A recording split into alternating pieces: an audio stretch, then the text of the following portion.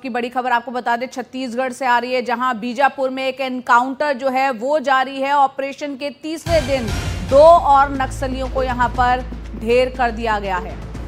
छत्तीसगढ़ के बीजापुर में जो एनकाउंटर चल रहा था वो अभी तक जारी है और ऑपरेशन का तीसरा दिन है। उसमें 2 और नक्सली ढेर किए जा चुके हैं। मारे गए नक्सलियों से ऑटोमेटिक हथियार भी बरामद हुए हैं। इस ऑपरेशन में 1 करोड़ का इनामी नक्सली भी मारा जा चुका है। छत्तीसगढ़ के बीजापुर से ये खबर, जहां एनकाउंटर अभी जारी है। और इस वक्त की एक और बड़ी खबर इसी से जुड़ी हुई है। आपको बता दें किस तरह से भारत के एक्शन के बाद पाकिस्तान यहां पर घबरा चुका है। पाकिस्तान ने भारत को बकायदा 4 पत्र लिखे हैं, 4 चिट्ठियां लिखी हैं। सिंधु जल संधि पर विचार करने की उसमें अपील की गई है। पाकिस्तान के द्वारा जब से यहां पर हम देख रहे हैं कि सिंधु जल संधि को स्थगित किया गया है भारत के द्वारा, उसके बाद से पाकिस्तान बौखलाया हुआ है। अभी तक 4 लेटर्स वो लिख चुका है भारत को और लगातार जो है इसके बाद जो है वो घबराया हुआ है पाकिस्तान ने, बल्कि जो है अपील की है। हालांकि भारत ने उस अपील को ठुकरा दिया है। तो आपको अब हम ग्राफिक्स के जरिए बताते हैं भारत और पाकिस्तान के बीच जो सिंधु जल संधि है उसको स्थगित करने के बाद किस तरह से पाकिस्तान यहां पर बौखला चुका है। भारत सिंधु जल संधि पर फिर से विचार करने की बात यहां पर पाकिस्तान के द्वारा की गई है और यहां पर भारत के द्वारा साफ किया गया है कि टेरर और ट्रेड जो है वो साथ नहीं चल सकते, यानी आतंकवाद और व्यापार दोनों चीजें साथ साथ नहीं चल सकती है। भारत को 4 बार बकायदा पाकिस्तान ने पत्र लिखा है सिंधु जल समझौते के स्थगित होने के बाद से, और यहां पर भारत के द्वारा जो स्टैंड लिया गया है वो सीधे सीधे कहा गया है कि खून और पानी साथ नहीं बहेगा। इस बात का जिक्र प्रधानमंत्री कई बार अपने भाषणों में कर चुके हैं।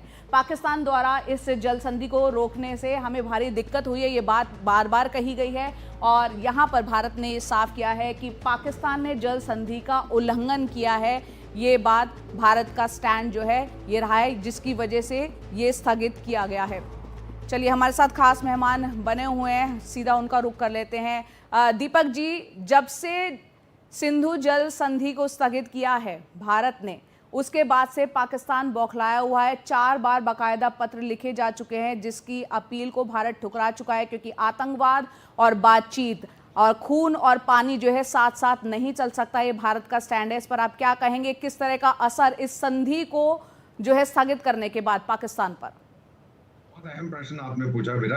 आपको मालूम है पिछले 3 साल में हमने भी 3 पत्र लिखे थे पाकिस्तान को कि हम इस ट्रीटी को रिव्यू करना चाहते हैं। वो अपने घमंड में उन्होंने जवाब नहीं दिया। जब हमने उसको स्थगित कर दिया, अब वो लाइन पे आ गए। पहले जब हम पाकिस्तान से बात करते थे, जनरल साहब जानते हैं, वो कहते थे बस कश्मीर का मुद्दा सॉल्व हो जाए, फिर चंद्रमा पर तूफान नहीं आएगा, मंगल ग्रह ठीक हो जाएगा, पैसिफिक ओशन में कुछ तकलीफ नहीं होगी, सारी दुनिया में खुशहाली होगी। अब कहता है कि मैं बात करूंगा कश्मीर की भी, सिंधु नदी के पानी की भी, ट्रेड की भी बात करूंगा, डिप्लोमेटिक रिलेशन। अब वो 4-5 नए मुद्दे ले आया क्योंकि उसको समझ आ गया कि सिंधु का मुद्दा जो है, ma'am this is gone forever. मैंने पार्टिसिपेट किया है 1990s में रिव्यू मीटिंग में मैम, जब मैं मिनिस्ट्री ऑफ एक्सटर्नल अफेयर्स में था। उनसे कहते थे हम कि इसको देखिए हम ये वहां पे जब, अरे तुम लोग कुछ नहीं कर पाओगे, इंशाअल्लाह हम रखेंगे इसको अपने साथ। चलिए अब देख लीजिए क्या हो रहा है वहां पर। So my own feeling is कि ये जो सिंधु नदी का जो हमने इनको तमाचा मारा है मैम, ये शुरुआत है, this is not the end. जैसे ही, और मेरा मानना है कि 12 महीने के अंदर वहां पे बूंद बूंद के लिए ये लोग तरसेंगे। उसके बाद न्यूक्लियर वेपन्स का धमकी दो, जो मर्जी धमकी दो। काबुल नदी का पानी भी नहीं आ रहा। 20% जो वहां का एग्रीकल्चर है पंजाब और सिंध में, काबुल नदी के पानी से है। 80% सिंधु। उनके पास और कोई तरीका नहीं है। ग्राउंड वाटर खत्म हो चुका है। This is it, master stroke ma'am, हमने बहुत अच्छा। तो ये एक मास्टर स्ट्रोक है जो हमने कदम उठाया। अखिलेश जी हमारे साथ बने हुए हैं। अखिलेश जी, यहाँ इस पूरी डिस्कशन में हम कई मुद्दों पर बात कर चुके हैं। सिंधु जल संधि के बारे में आपने अभी सुना ही, किस तरह से पाकिस्तान द्वारा बार बार जो है इस संधि को जो स्थगित किया गया उस पर पुनर्विचार करने की बात हो रही है। भारत की तरफ से जो डेलीगेशन भेजे गए हैं उसका असर पूरे अलग अलग मुल्कों में किस तरह से देखने को मिला, और साथ ही साथ पाकिस्तान में बिलावल भुट्टो के नेतृत्व में एक डेलीगेशन भेजा गया, हालांकि दुष्प्रचार करने के लिए, लेकिन उसको उल्टा मुंह की खानी पड़ी है। जो अमेरिकी सांसद ने वहां पर खरी खोटी सुनाई है। बिल्कुल, देखिए आतंकवाद के मुद्दे पर पाकिस्तान का दामन साफ नहीं है, ये सारी दुनिया जानती है।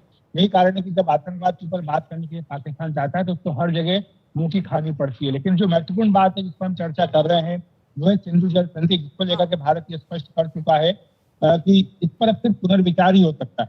ये भारत ने स्पष्ट किया है। तो भारत ने ये भी कहा है कि ठीक है, खरीफ फसल में तो आपको पुनर्विचार नहीं होगा, लेकिन जो रबी की फसल है वो पूरी तरह से नष्ट हो सकती है पाकिस्तान में, और इसी के साथ वहां पर एक बड़ा जल संकट भी खड़ा हो सकता है। यही कारण है कि पाकिस्तान दोहराया हुआ है। जो आने वाला एक भीषण संकट उसको दिख रहा है, इसी कारण से उसने बार बार पत्र लिखकर भारत को गुहार की है कि भारत अपने इस फैसले पर दोबारा विचार करे। लेकिन भारत दूसरी ओर स्पष्ट तौर पर कह रहा है कि ये जो संधि 60 में की गई थी ये पाकिस्तान के पक्ष में ज्यादा झुकी हुई थी। इसीलिए भारत जो है 3 बार, जैसा उन्होंने कहा है कि पत्र लिख चुका है पहले, और कहा है कि पाकिस्तान इस पर दोबारा विचार करे, लेकिन तब पाकिस्तान इससे तैयार नहीं था। अब पाकिस्तान को इस पर करना होगा, और इसी के साथ भारत ने एक दीर्घकालीन योजना पर भी काम करना शुरू किया है। 130 किलोमीटर लंबी चेनाब नहर पर भारत ने काम करना शुरू किया है, और इसमें स्पष्ट तौर पर कहा गया है कि ये जो चेनाब होगी ब्यास नदी को गंग नहर से जोड़ेगी, और इसके साथ साथ इसमें एक 15 किलोमीटर लंबी टनल भी बनाई जाएगी। आगे जाकर के इसको यमुना नदी से जोड़ने का भी प्रस्ताव है। तो इस तरह से दिल्ली, पंजाब, राजस्थान, हरियाणा, ये तमाम राज्य जो है उनमें पानी की समस्या न केवल दूर होगी बल्कि इससे दीर्घकालिक लाभ भी मिलेंगे। ये बहुत बड़ी योजना है। कहा जा रहा था कि इसमें 3 साल लग सकते हैं, लेकिन सरकार कोशिश कर रही है कि इसको 2 साल में पूरा कर लिया जाए। यानी भारत के पास अपना पूरा प्लान ऑफ एक्शन तैयार है सिंधु जल के इस्तेमाल को लेकर। जी बिल्कुल, अखिलेश जी हमारे साथ सिवाद साहब भी है। सिवाद सर,